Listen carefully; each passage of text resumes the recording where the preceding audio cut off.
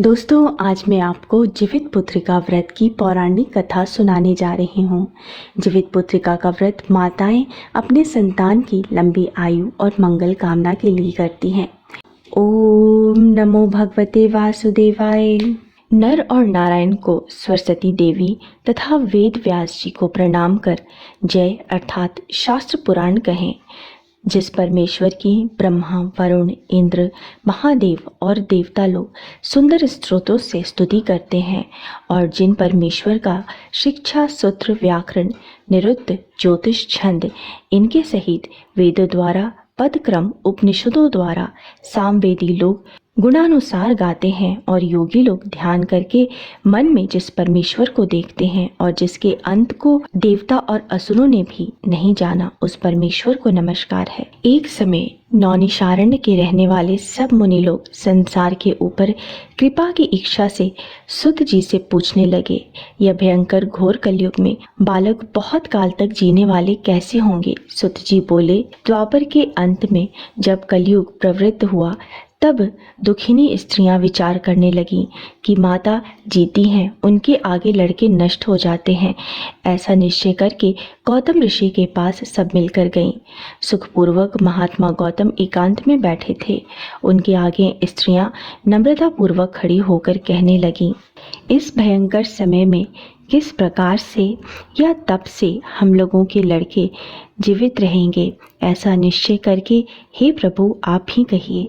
ऐसा उन स्त्रियों का वचन सुनकर गौतम जी कहने लगे, हे स्त्रियों, जैसा मैंने पहले सुना है वैसा आप लोग भी सुनो। महाभारत का युद्ध जब समाप्त हो गया, युधिष्ठिर दुखी हुए। अश्वत्थामा ने उनके पुत्रों को जब मार डाला था, तब उस शोक से घबराई हुई द्रौपदी मरे हुए पुत्रों को देखकर अपनी सखियों के साथ महाराज धौम्य के पास गई। द्रौपदी बोली, हे ब्राह्मण श्रेष्ठ, किस उपाय से पुत्र दीर्घायु जीवी होंगे, ये प्रसन्नता पूर्वक निश्चय करके कहिए। तब धौम्य जी बोले, पहले सत्युग में सत्य बोलने वाले, सच्चाई रखने वाले, सबको समान दृष्टि से देखने वाले, दया से युक्त जुमुतवाहन नाम के एक राजा हुए। तब किसी समय अपने ससुराल में जाकर अपनी स्त्री के साथ रहने लगे। उस गांव में आधी रात के समय पुत्र शोक से घबराई हुई पुत्र नहीं हूँ को पुनः देखने में आशा रहित एक दुखनी करुण भाव से रुदन करने लगी। हाय हाय, मुझ बुढ़ी के आगे जवान पुत्र नष्ट होने जा रहा है। ऐसा उसका रोना सुनकर दया से युक्त राजा का हृदय फट गया। तब राजा वहां जाकर बोला, इनके मरने का कारण कहो। वह बोली, हे राजन, रोज रोज गरुड़ मेरे लड़के को खाता है। वृद्धा का वचन सुनकर दयालु राजा बोला, तू खड़ी रह, तेरे पुत्र की रक्षा के लिए मैं यत्न करूंगा। यूं कहकर राजा भय को छोड़कर खाने के स्थान पर गया। वहां पर गरुड़ जी आकर राजा के शरीर का मांस खाने लगे। बड़े तेजस्वी गरुड़ जी ने बाया अंग जब खा लिया, तब पासा फेर कर राजा ने दूसरा अंग भी दे दिया। उसको देखकर गरुड़ जी ने पूछा, देव योनि में आप कौन हैं? हे वीर, आप मनुष्य नहीं हैं, आपके जन्म और कुल को कहिए। इसके बाद राजा स्वयं पीड़ा से घबराया हुआ बोला, आप अपनी इच्छा पूर्वक भोजन कीजिए, व्यर्थ के प्रश्नों से क्या लाभ। इस वाक्य को सुनकर गरुड़ ने उन्हें खाना छोड़ दिया। फिर आग्रह पूर्वक राजा के जन्म और कुल को पूछने लगा। राजा बोला, मेरी माता रानी शैव्या है और पिता राजा शालिवाहन है। सूर्य वंश में उत्पन्न हुआ मैं राजा जुमुतवाहन हूँ। इस दयालुता को देखकर राजा से गरुड़ जल्दी से बोला कि हे महाराज, जो आपके मन में हो सो आप वर मांगिए। राजा बोला, हे गरुड़, आप अगर मुझको वर देना चाहते हैं तो मैं मांगता हूँ कि जिसको आपने पहले आहार बनाया है वे सब जिए और फिर अब आप किसी जीव को न खाएं, यही मेरी प्रार्थना है। और जो जीव उत्पन्न होते हैं वे बहुत काल तक जिए, ऐसा उपाय कीजिए। धौम्य जी बोले, आनंद के साथ वर देकर पक्षियों के राजा गरुड़ स्वयं राजा की इच्छा से अमृत लेने गए और अमृत लगाकर पृथ्वी पर मृत शरीर और हड्डियों पर चारों तरफ से खूब बरसाया। तब वे जो खाए गए मनुष्य थे वे सब गरुड़ की प्रसन्नता से और राजा की कृपा से जी गए।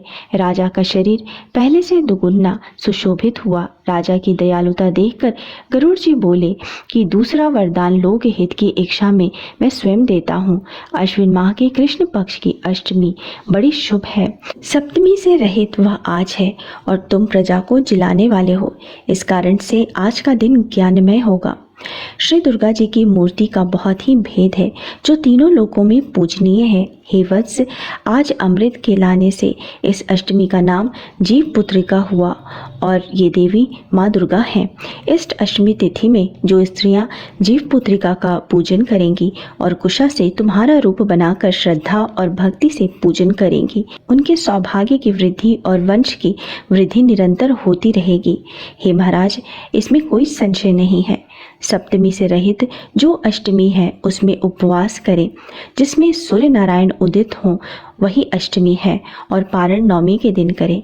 सप्तमी से सहित अष्टमी नहीं करना चाहिए, नहीं तो कोई फल नहीं प्राप्त होता और सौभाग्य भी निश्चय नष्ट हो जाता है। इस प्रकार से गरुड़ जी राजा को वरदान देकर विष्णुपुर बैकुंठ को चले गए।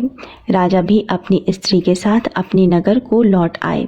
हे देवी, यह बहुत दुर्लभ व्रत मैंने कहा, जिस व्रत के प्रभाव से लड़के बहुत दिन जीवित रहते हैं। इस वास्ते हे देवी, इस व्रत को पूर्वोक्त विधि से करो और इसमें पार्वती और शैलपुत्री जो है उनका पूजन करो, तब तुमको फल प्राप्त होगा। मुनि के वचन को सुनकर द्रौपदी ने बहुत प्रसन्न होकर ग्राम की सब स्त्रियों को बुलाकर इस उत्तम व्रत को किया। गौतम ऋषि बोले, इस व्रत के प्रभाव को सुनकर चीली ने किसी सुंदर सखी सियारिन से कहा। उसने भी इस व्रत को स्वीकार किया। किसी पीपल की औली में रहकर चीली व्रत को करने लगी। उसी पीपल के खोडर में सियारिन भी व्रत को करने लगी।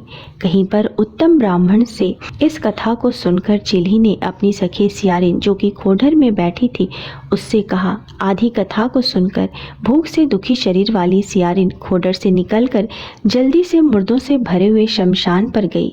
वहां जाकर अपनी इच्छा पूर्वक सियारिन ने मांस खाया और चीली ने निर्जल व्रत किया। तब प्रातःकाल हो गया। गौशाला में जाकर सुगंधित युक्त सुंदर जल पिया। वहीं पर स्वस्थ चित्त से नवमी के दिन नवमी में पारण किया। कुछ ही समय बाद दोनों ने अपने शरीर को छोड़ दिया। बाद में कौशलपुर में किसी धनी के घर संयोग से एक ही घर में दोनों का जन्म हुआ। बड़ी बहन सियारिन हुई, छोटी बहन चिल्ही हुई। संपूर्ण लक्षणों से युक्त उसको जाति का स्मरण रहा। बड़ी बहन काशी राज से ब्याही गई, छोटी बहन वही काशी राज के मंत्री से ब्याही गई। गहरे पंथ अग्नि के समीप में विधि पूर्वक ब्याह किया गया। पूर्व जन्म के फल से मृगनैनी रानी से जो लड़का उत्पन्न हुए वो सब यमराज के घर चले गए। जाति का स्मरण रखने वाली दीवान जी की स्त्री के 8 पुत्र उत्पन्न हुए। 8 वसुओं की माता की तरह उसको देखकर राजा की स्त्री राजा के आगे ईर्ष्या के साथ बोली, हे नाथ, मेरे वचन को आप पूर्ण करो और जिस रास्ते से मेरे लड़के यमराज के यहाँ गए हैं उसी रास्ते से अगर हमारा जीवन चाहते हो तो मेरी बहन के लड़कों को भी पहुंचा दो। ये सुनकर राजा ने वैसा ही किया। इसके बाद जीवित पुत्रिका ने उनको जिला दिया। एक समय वन में उनके सर काटकर बांस की दौरी में रखकर उसके घर भिजवा दिया। वे सब सर अनेकों रत्नों से युक्त हो गए। बिना चोट के सभी जी गए। उन लड़कों को देखकर राजा की स्त्री बड़े आश्चर्य को प्राप्त हुई। आकर के अपनी बहन से पूछने लगी कि तूने कौन सा ऐसा व्रत किया जिससे तुम्हारे लड़के बार बार मर के भी जीवित हो जाते हैं। दीवान जी की स्त्री बोली, पूर्व जन्म में मैं चिल्ही रही तो सियारिन रही। जीवित पुत्रिका के व्रत को करते हुए तूने अच्छी तरह व्रत का पालन नहीं किया। उसी दोष से हे बहन तेरे लड़के नहीं जीते हैं। मेरा व्रत नष्ट नहीं हुआ था, इससे मेरे लड़के जीवित रहते हैं। हे प्यारी, अब तुम और राजा साहब इस व्रत को करो। इस व्रत के प्रभाव से तुम्हारे पुत्र जीवित रहेंगे। हे भाग्यवती, मैं सच कहती हूँ। उससे इस व्रत को सुनकर रानी ने भी इस व्रत को किया। उस दिन से राजा जीवित पुत्र हुए और उस रानी के पुत्र भी बड़े सुंदर हुए। इस पृथ्वी पर वे लड़के राजा हुए, बहुत समय तक जीने वाले हुए। सुत जी ऋषियों से बोले, ये मैंने सुंदर व्रत संपूर्ण सौभाग्य को बढ़ाने वाला कहा है। पुत्रों के दीर्घ जीवन की इच्छा रखने वाली स्त्रियां इस व्रत को करें। सब मिलके बोलो, राजा जमूत वाहन की जय, माँ जीवित पुत्रिका की जय। ओम नमो भगवते वासुदेवाय। दोस्तों, उम्मीद है आपको मेरा आज का वीडियो पसंद आया होगा। वीडियो पसंद आया है तो वीडियो को लाइक ज़रूर कर दीजिएगा, परिवारजनों के साथ, दोस्तों के साथ शेयर कीजिएगा और मेरे चैनल को सब्सक्राइब करना मत भूलिएगा। मिलते हैं अगले वीडियो में, तब तक स्वस्थ रहिए, सुरक्षित रहिए और अपना बहुत बहुत ध्यान रखिए। जय माता दी।